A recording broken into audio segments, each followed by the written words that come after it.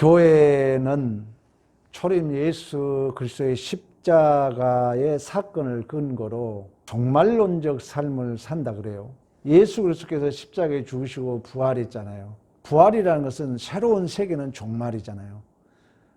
그러니까 이미 아직에 있지만 이미 우리는 시작되었기 때문에 예수 그리스도의 십자가의 사건을 근거로 우리는 종말론적 삶을 산다는 것은 쉽게 말하면 예수가 부활 승천하신 이제 예수가 다시 오실 때 종말이 오면 하나님 나라 완성이잖아요. 그러니까 이 종말을 우리가 또 다른 말로 말하면 하나님 나라 백성으로 산다는 거예요. 마태복음 27장에 예수님께서 십자가에 죽으실 때 휘장이 찢어지잖아요. 휘장이 찢어지고 예수님이 부활하실 때 죽은 자가 살아나요. 옥문이 열려요. 땅이 진동해요. 그러니까 예수께서 십자가에 죽으시면 최종적 이 새 예루살렘, 땅이 진동하고 터가 무너지고 죽은 자가 부활하고 새 예루살렘으로 입성하는 그 예수의 최종적 재림을 예시하고 있다는 거예요. 근데 이 사실적 증거가 오순절 성령 강림으로 성령이 우리 안에 뚫고 들어와서 사실적으로 성령이 임하지 않는 사람은 아무리 예수 믿는다 할지라도 내가 죽고 사는 새로운 질서, 새로운 권위, 새로운 교제의 삶을 살 수 없는 것입니다. 성령이 실제적으로 예수께서 이루신 사역을 내 안에서 주도적으로 역사해 가신 줄로 믿습니다. 성령이 예수와 나를 신비적으로 묶어준다는 거예요. 그래서 세례를 얘기하고 세례는 내가 죽었다 사는 거잖아요. 물에 잠겼다. 그 세례는 성령 세례를 얘기하고 있다는 것입니다. 성령 세례는 완전히 예수와 나와 연합해서 내가 예수와 함께 죽고 예수와 함께 살으신 그 삶을 내 안에서 실제적이고 주도적으로 원동력으로 이끌어 가신 줄로 믿습니다. 그래서 우리가 교회는 이러한 성령의 세례를 통하여 출생했기 때문에 오늘날 교회에는 그런 의미에서 예수 그리스도 안에서 성령의 유기체로 새로운 관계, 새로운 질서, 새로운 권위, 새로운 교제가 이루어진다는 거예요. 이게 바로 유무상통이고 천국의 모형을 이루는 거예요. 교회라는 것입니다. 교회. 작게는 여러분 가정이에요. 가족 공동체. 근데 이 교회 생활 속에 우리가 조심해야 될 게 자연주의, 실존주의. 오늘 또 여러분들이 무엇인가 예배에 와서 말씀 한 절이라도 단어 하나라도 내가 나에게 유익이 된다는 마음이 없으면 자연주의라니까요. 실존주의예요. 그 사람은. 실존주의는 뭐냐? 매일같이 새로운 것이 필요 없는 거예요. 그러니까 매일 반복되는 거예요. 그러니까 이제 그때부터는 내가 결정한 게 전부라는 것입니다. 깨어 있어야 돼요. 깨어 있어야 돼. 이제 코로나가 끝나면 교회에 부흥을 주실 거예요. 여러분 사업에 복을 주시고 우리 가정에 복을 주시고 자녀들에게 복을 주실 거예요. 환난 후에 반드시 하나님 복을 주게 돼 있어요.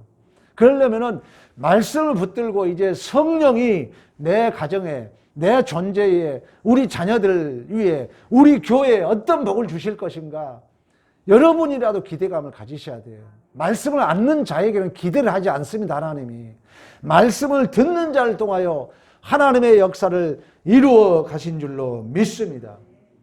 근데 이제 이러한 일을 이루감에 있어서 하나님께서는 영광을 받으시고 하나님의 권위와 질서를 이 땅에 실현해 가야 되는데 가로막는 거 있잖아요. 특히 사단, 죄, 여기에 대해서 하나님은 우리에게 두려운 징계를 준다는 것입니다. 저는 코로나를 우리 처음 당할 때부터 제가 그랬어요. 절대 손해가 아닐 것이다.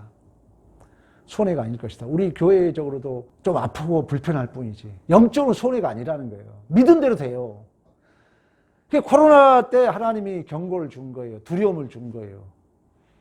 그러니까 우리 교회가 어땠습니까? 그 핑계도 예배 떠나고 지금 교회 한국교회가 뿐만 아니라 온 세계 교회가 지금 모든 숫자가 줄어들고 예배가 무너지고 저는 그 연장선상에서 지금 저 유럽에 지금 러시아하고 우크라이나하고 전쟁이 저는 붙었다고 생각하는 거예요. 물론 이건 내 개인적 해석입니다. 하나님 우리에게 두려움을 줍니다. 왜? 우리에게 경각심을 주기 위해서. 아나니아 삽비라가 하나님을 속였어요. 아나니아가 먼저 영원히 떠나 죽습니다. 온 교회가 두려워했다 그래요. 여러분 5절에 그러잖아요. 5절에 아나니아가 이 말을 듣고 엎드려 혼이 떠나서 이 일을 듣는 사람들이 다 크게 두려워했다 그래요. 11절도 그 얘기 하잖아요. 11절도 온 교회와 이 일을 듣는 사람들이 다 크게 두려워했다 그래요. 그러니까 아나니아가 죽고 그 다음에 이제 삽비라가 3시간 만에 죽습니다. 그래서 교회에 두려움을 주는 거예요. 우리가 빌립보서 2장 12절에 두렵고 떨림으로 구원을 이루라고 그래요. 두려움이 없으면 여러분 실존주의에 빠집니다. 안 두려우세요? 저는 두려워요. 저도 실수하고 뭐 하지만 혹시 하나님 두려워요. 저도 돈 가졌지만 한 방에 날렸고 건강도 죽음의 위기를 겪어봤기 때문에 두려워요. 종말의 징조는 어제나 오늘이라도 있는 것입니다. 언제 포탄이 떨어질지 모르는 것처럼 그때는 아무도 모른다고 했어요. 그 두렵고 떨림으로 항상 그 예비된 삶을 사는 거예요. 그런 자를 통하여 하나님은 역사를 이루어 가신 줄로 믿습니다. 노벨 여러분 평화상 알잖아요. 노벨이 다이나마이트를 개발해가지고 엄청난 부자가 된 거예요. 근데 프랑스 어느 날 신문에 다이나마이트는 사람을 많이 죽이잖아요. 다이나마이트로 사람 죽여서 돈 번 노벨이 죽였다 이 신문이 나온 거예요. 깜짝 놀란 거예요. 노벨이. 내가 죽었다는 그 신문을 본 거예요. 그리고 그 인간들이 평가하기를 다이나마이트 사람을 죽이는 제품을 만들어서 돈 벌었다는 이 신문 기사로 깜짝 놀란 거예요. 알고 봤더니 자기 형님이 죽은 거예요. 실질적으로.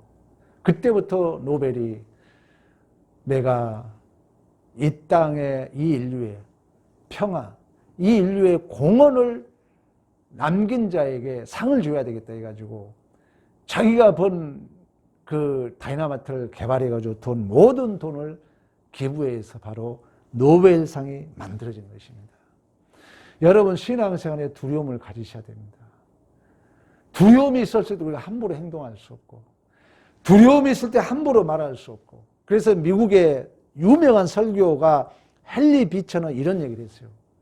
신자는 날마다 2개의 손잡이를 붙들고 살아야 됩니다. 첫째는 두려움의 손잡이를 가져야 되고 두 번째는 두려움이 있는 자가 믿음의 손잡이를 굳게 잡은 줄로 믿습니다. 그래서 우리에게는 두려움이 있어야 하나님을 경외하고 하나님의 권위에 순종하고 하나님의 질서에 복종한다는 거예요. 아나니아 삽비라가 하나님을 속이고 결국 그들이 3시간 사이에 혼이 떠남으로 온 교회가 두려워했다. 이 얘기를 하는 것입니다. 두 번째는 이제 초대교회 성도들과 사도들은 12절에 보면 그런 얘기하죠.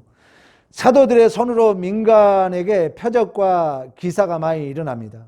그래서 많은 사람들이 마음을 같이하여 모여들어요. 13절 그러나 그 나머지 사람 유대 지도자들이 그들과 상종을 하지 않습니다. 사도들은 백성들에게 친송을 받아요. 그리고 14절 믿고 주께로 오는 자가 많아서 큰 무리가 되었습니다. 15절 16절 수많은 병든 사람과 더러운 귀신에 괴로움을 받는 사람들을 거리에 메고 나와서 나음을 얻었어요. 그리고 베드로가 지나갈 때 그 그림자라도 누가 덮일까 하고 신자들이 조심하는, 그러니까 신자된 능력이 많이 증거됐음을 우리에게 보여주고 있습니다. 그러니까 이러한 증거는 예수 그리스도의 사역이 성령으로 말미암아 우리 안에 개성된 거예요. 우리는 이미 알고 있잖아요. 어떤 표적과 기적은 단순하게 불치병을 치료했다기보다도 병든자가 치료안 받는 것은 우리의 영적인 병을 치료하는 거거든요. 이러한 인세가, 이러한 예수 그리스도의 사역이 성령의 세례를 통하여 오순절 성령 강림을 통하여 사도들에게 개성된 것처럼 오늘날 우리들에게 계승된 줄로 믿습니다. 그러나 우리가 이 하나님 뜻대로 산다는 것이 쉽지 않다는 거예요. 여러분 17절 그 얘기를 하죠. 17절 대제사장들과 그와 함께 있는 사람 즉 사두개인의 당파가 다 마음에 시기가 가득하여 일어나서 사도들을 잡아다가 옥에 가두었다 이 얘기를 합니다. 그러나 이 사도들은 그걸 두려워하지 않았다는 거예요. 두려워하지 않아요. 부끄러워하지 않았다는 것입니다. 우리나라 1885년 4월 5일이에요. 그때가 부활주일이에요.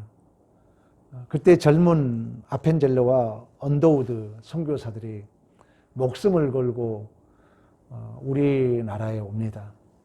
그때 우리나라는 이 풍토병, 지금 코로나는 아무것도 아니에요. 그런 엄청난 위기, 그리고 그때는 우리나라는 거의 미개인 취급을 받을 때이기 때문에 우리나라 오면은 거의 목숨을 내놔야 돼요. 근데 그 선교사들은 그걸 두려워하지 않고 한국에 왔어요. 통계적으로 보면은 1960년대부터 1980년도, 80년도는 제가 초등학교, 중학교 다닐 때인데 평균적으로 따지면 하루에 교회가 그 통계적으로 보면 6개씩 개척이 됐다고 그래요. 지금은 우리 코로나 때 지금 뭐 몇만 교회가 지금 문을 닫았다 그러잖아요. 엄청난 교회 부흥을 이뤘다는 거죠. 그런데 특히 이런 코로나를 겪으면서 오늘 또 제가 장례를 의정부에서 치르면서 목사님들하고 그 식사하면서 그런 얘기를 하더라고요.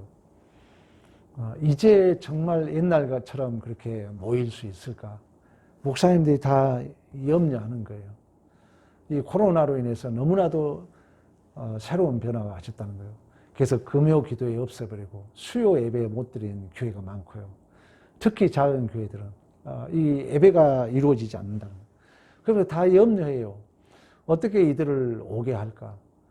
그런 염려를 하는 것을 볼 수가 있어요. 그러니까 우리가 예수 그리스도의 사역이 성령으로 말미암아 우리에게 계승되었고 성령이 임하면 권능을 받는다 했고 그 권능은 TNT 1톤 분량의 그 폭발력을 우리가 가졌다고 그러는데 오늘날 예수를 증거할 이 자존감, 이 자신감, 이 자랑 다 잊어먹었잖아요. 저는요 청소년 어린 시절부터 신앙생활을 했기 때문에 학창시절 성탄절 행사를 했던 게 지금도 기억해요. 밤새도록 이 글씨 저런 게 요즘은 아니지. 그때는 다 칼로 팠어요. 글씨 써가 그리고 막 손도 비고.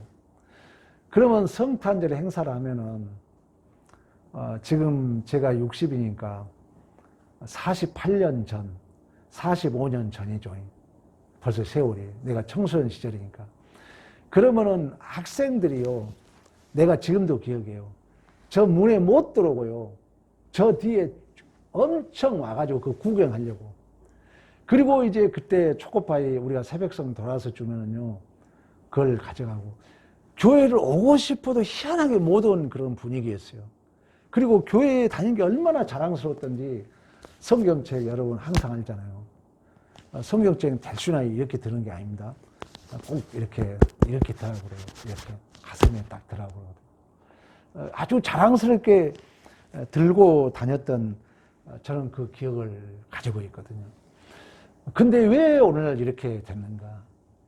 아브라함을 하나님 부르시고 너와 내 자손을 통해 열국의 복을 받으라 했어요. 근데 실질적으로 여러분 알잖아요.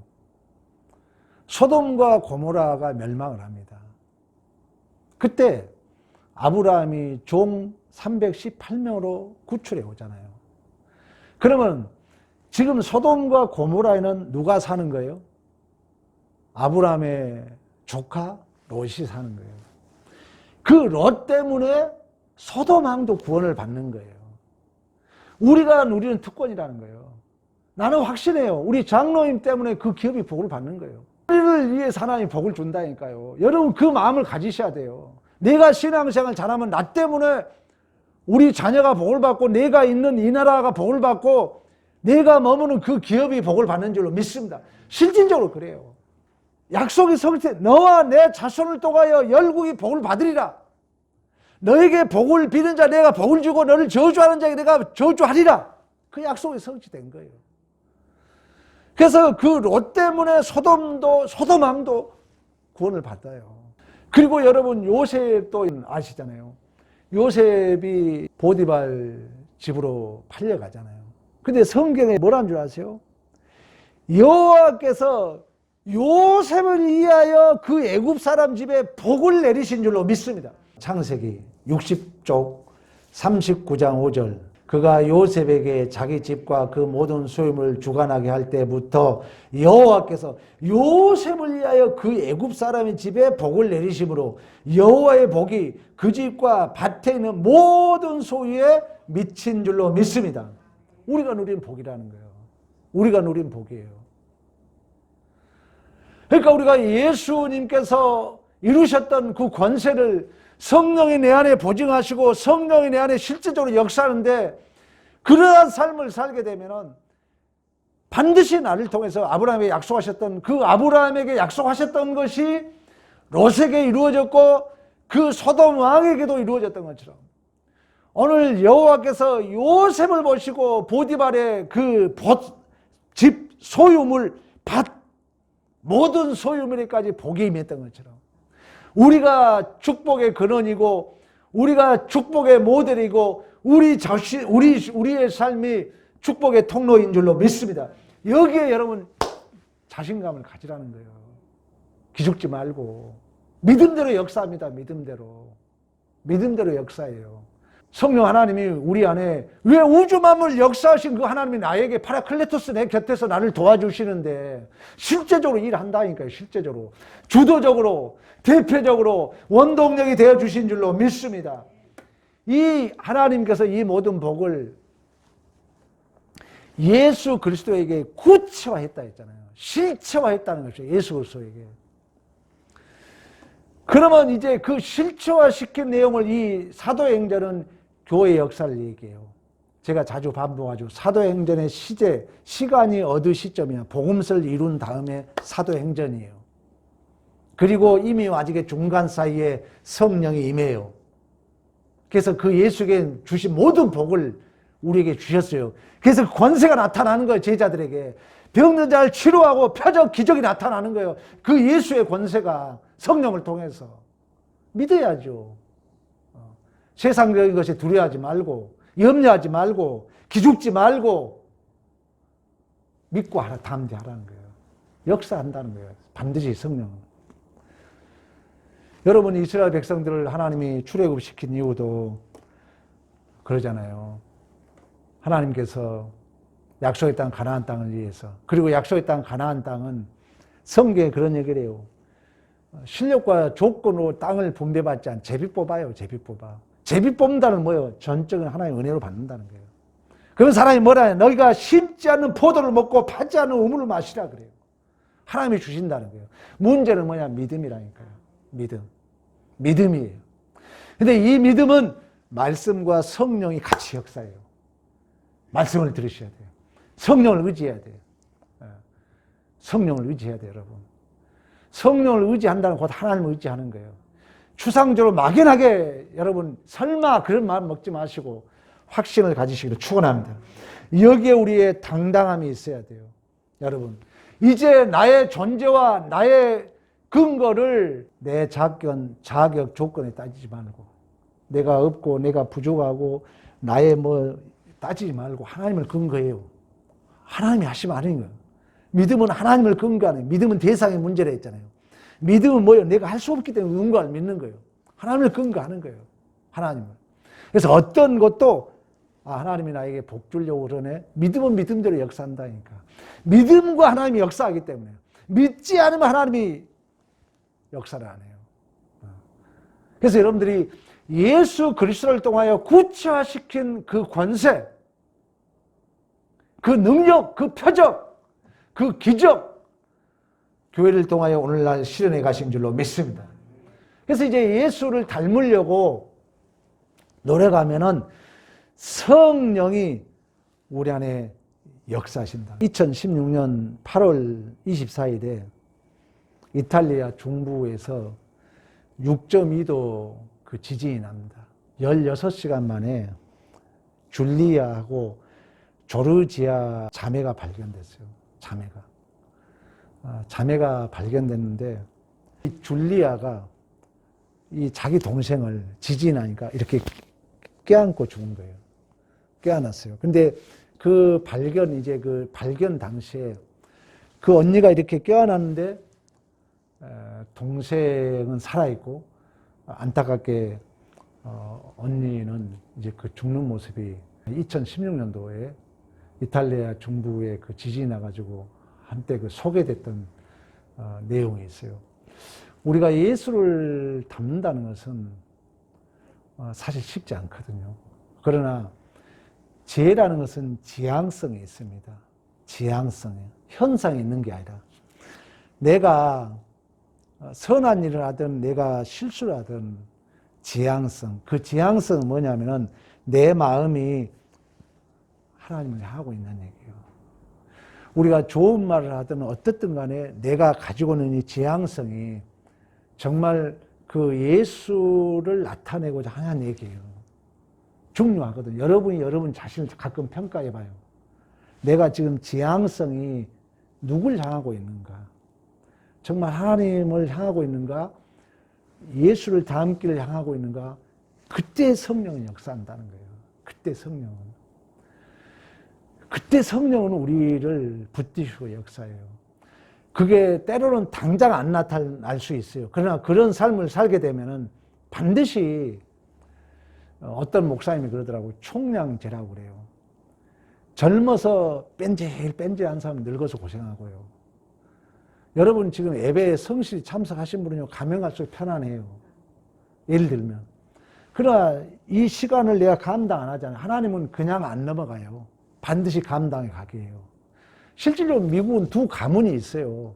조지 워싱턴이니까 그 가문이 있잖아요. 한 가문은 완전히 부자 승리한 가문이 있고, 예수 안 믿고 한 가정은 완전히 망한 그 가문이 어느 대학 쪽 도서관 입구에 그게 족보로 만들어져 있다는 얘기를 들었거든요. 그런 것처럼 예수님을 닮고자 내 지향성이요, 내 마음 중심이 예수의 그 마음을 담고자 했을 때 성령은 우리 안에 실제적으로 역사하셔서 그 하나님의 영광이 예수에게 나타났던 것처럼 하나님의 모든 창조와 구원의 은혜와 그 승리가 예수에게 나타났던 것처럼 우리 안에 나타나게 된 줄로 믿습니다. 이처럼 여러분들이 이 사도행전을 통하여 하나님은 우리에게 가끔씩 두려움을 주지만은 내가 예수에 대한 확신이 있으면은 두려움 없다는 거예요. 오늘 사도들이 여러분 그 얘기 하잖아요.